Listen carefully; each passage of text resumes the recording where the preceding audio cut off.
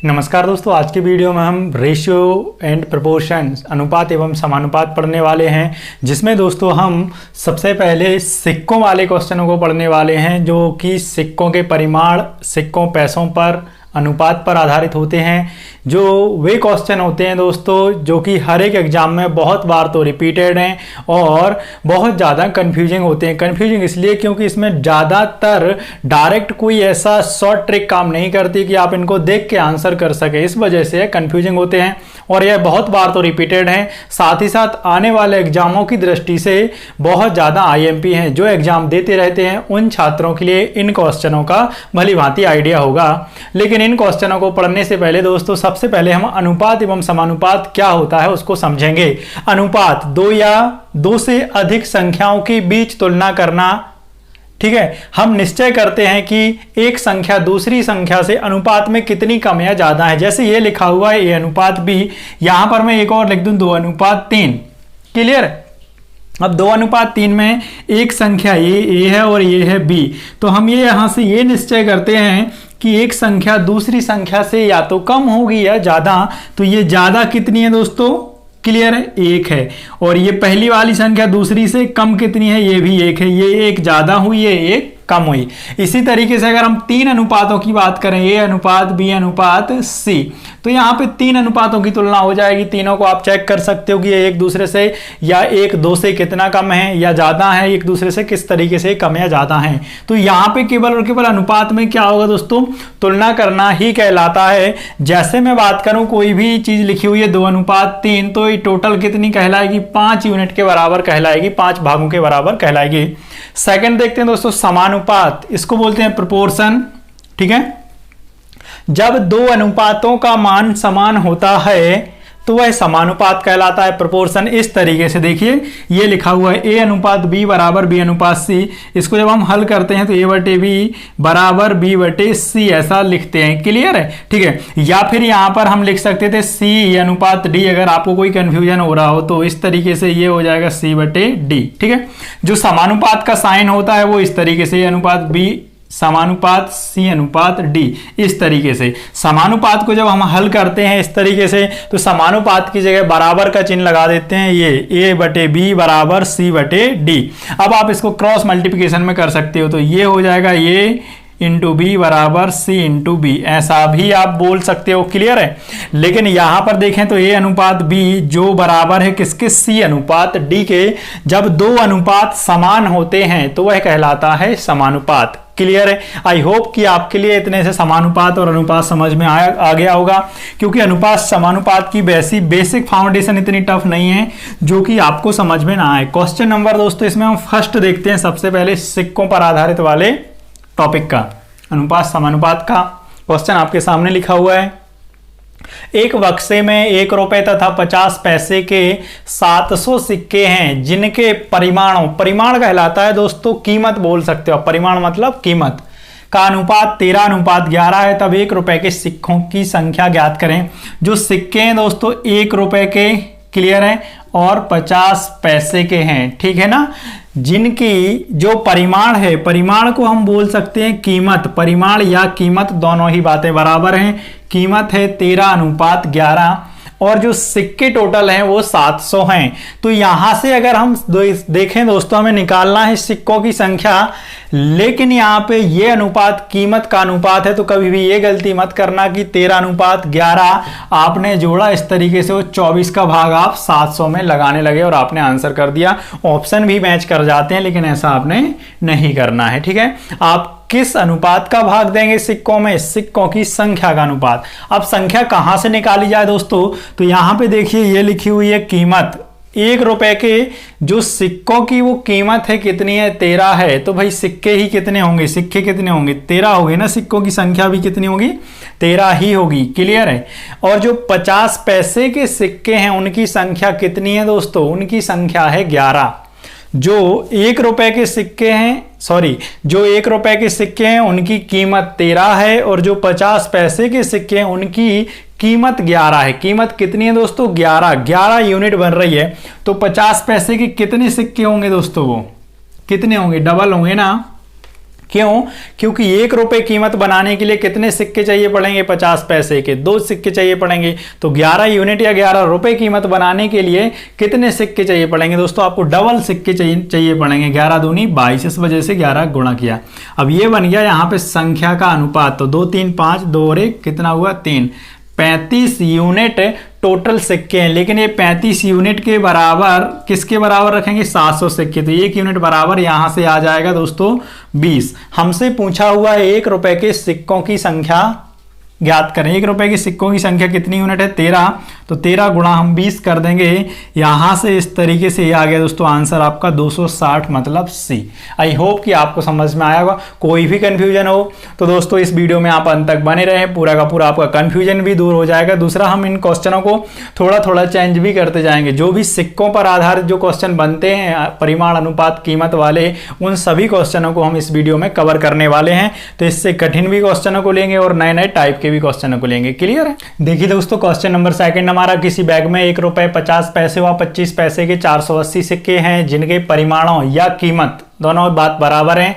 परिणाम अलग है तो होता है दोस्तों, परिमाण अलग होता है। परिमाण मतलब कीमत का अनुपात 30:11:7 है, तब 50 पैसे के सिक्कों की संख्या ज्ञात करें। तो दोस्तों जो पिछला क्वेश्चन था उसी तरीके से सेम ये क्वेश्चन रहेगा। 1 रुपए 50 पैसे व 25 पैसे के सिक्के हैं जो कि संख्या 480 है और जिनकी परिमाण या फिर हम बात करते हैं कीमत, दोनों ही बराबर हैं। अनुपात कितना है परिमाण का या कीमत का? 30:11:7। क्लियर है? इनकी संख्या 480 है। जो टोटल दिया रहता है क्वेश्चन में दोस्तों, तो उसका अनुपात कभी भी इस टाइप के क्वेश्चन में नहीं दिया होता है। अनुपात हमको बनाना पड़ता है और हमको बताना भी 50 पैसे के सिक्कों की संख्या है, तो यहां से हमें अनुपात बनाना ही पड़ेगा। तो संख्या का अनुपात बनाने के लिए आप देखिए 1 रुपए के जो सिक्कों की कीमत है वो 30 है, तो सिक्के भी कितने ही होंगे? 30 ही होंगे ना।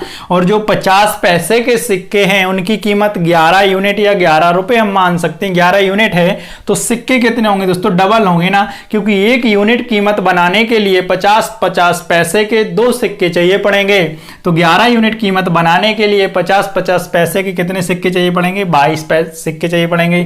क्लियर है? इसी तरीके से 25 पैसे के सिक्कों की जो कीमत है वो 7 है। और अगर हम देखें 1 यूनिट या 1 रुपए बनाने के लिए 25 पैसे के कितने सिक्के चाहिए पड़ेंगे दोस्तों? 4 सिक्के चाहिए पड़ेंगे, तब जाके 1 यूनिट कीमत बनेगी। तो 7 यूनिट या 7 रुपए कीमत बनाने के लिए कितने सिक्के चाहिए पड़ेंगे हमारे लिए? गुणा 4। तो ये यहां से 28। इन सभी को आप जोड़ के किस में भाग कर देंगे दोस्तों? 480 में। तो यहां से ये टोटल बनेगा 80 यूनिट। 80 यूनिट बराबर कितने सिक्के हैं दोस्तों? 480। तो 1 यूनिट बराबर कितना आ जाएगा दोस्तों? 6। 1 यूनिट बराबर 6 सिक्का। हमको बताना है 50 पैसे के सिक्कों की संख्या। तो 22 यूनिट 50 पैसे के सिक्के हैं, गुणा कर देंगे हम 6। यहां से दोस्तों ये हो जाएगी 6 का 2 गुना 12, कैरी 1, 6 दूनी 12 और 1 13। तो 132 आंसर आ जाएगा। क्लियर है? आई होप कि आपको समझ में आ गया हो। सेकंड जो क्वेश्चन है दोस्तों वो हम थोड़ा सा चेंज करके ले रहे हैं। नेक्स्ट टाइप है इसी सिक्कों वाले क्वेश्चन का। देखिए दोस्तों, क्वेश्चन नंबर 3, किसी बैग में 1 रुपए 50 पैसे व 25 पैसे के सिक्के हैं और सिक्कों की संख्या का अनुपात 3:4:12 है। यदि बैग में कुल 400 रुपए हैं तब 25 पैसे के सिक्कों की संख्या ज्ञात करें। देखिए दोस्तों, इस वाले क्वेश्चन में परिमाण या कीमत की वैल्यू दे रखी है जो कि कितनी है? 400 है। और जो अनुपात दिया है वो किसका दिया है? सिक्कों की संख्या का। तो दोस्तों यहां से हमें क्या बनाना पड़ेगा? कीमत या परिमाण का अनुपात बनाना पड़ेगा। तो चलिए बनाते हैं। जो संख्या का अनुपात है दोस्तों वो कितना दिया गया है? जो संख्या का अनुपात है 3:4:12 और जो सिक्के हैं वो 1 रुपए 50 पैसे और 25 पैसे के हैं। क्लियर है? लेकिन यहाँ पर जो हमको वैल्यू दे गई है टोटल वो 400 रुपए है, मतलब कीमत है। तो यहां से हम सबसे पहले बनाएंगे कीमत का अनुपात या परिमाण का अनुपात। अब देखिए दोस्तों, अगर 1 रुपए के 3 सिक्कों की संख्या है तो जो कीमत बनेगी वो कितनी बनेगी? 3 ही बनेगी ना। अगर 1 रुपए के 3 सिक्के हैं तो 3 रुपए हुए या फिर 3 यूनिट हुए। इसी तरीके से 50 पैसे के अगर 4 सिक्के हुए तो कीमत या रुपए कितने बनेंगे या यूनिट कितनी बनेगी? जब 50 पैसे के 2 सिक्के होते हैं तो 1 यूनिट या 1 रुपए बनता है। इसी तरीके से जब 50 पैसे के 4 सिक्के हुए तो जो यूनिट या कीमत या रुपए बनेंगे वो कितने बनेंगे? 2। तो 4 में हमने क्या किया भाई? Divide by 2। क्लियर है? इसके पहले उल्टा कर रहे थे, हम गुणा कर रहे थे, और यही कंफ्यूजिंग पॉइंट होता है दोस्तों। क्लियर है? हम कई बार यहां भी गुणा कर देते हैं, 8 लिख देते हैं, जो कि सरासर गलत होता है। ठीक है, अब 25 पैसे के जो सिक्कों की संख्या है वो 12 है। ठीक है, जब 25 पैसे के 4 सिक्के मिलते हैं तो 1 यूनिट या 1 रुपए बनता है या 1 कीमत बनती है। ठीक है, इसी तरीके से अगर 12 सिक्के मिलेंगे 25-25 पैसे के, तब कितनी यूनिट कीमत बनेगी या कितने रुपए? तो डिवाइड बाय कितना कर देंगे दोस्तों हम? 4। तो कितनी कीमत बन जाएगी? 3 यूनिट, क्योंकि 4 सिक्कों से 1 यूनिट या 1 रुपए बनता है। अब आ गया यहां से हमारा यूनिट किसके बराबर? परिमाण कीमत या रुपयों के बराबर। 3 3 6 और 2 8, तो 8 यूनिट के बराबर कितना हुआ? 400। 1 यूनिट बराबर आ गया दोस्तों 50।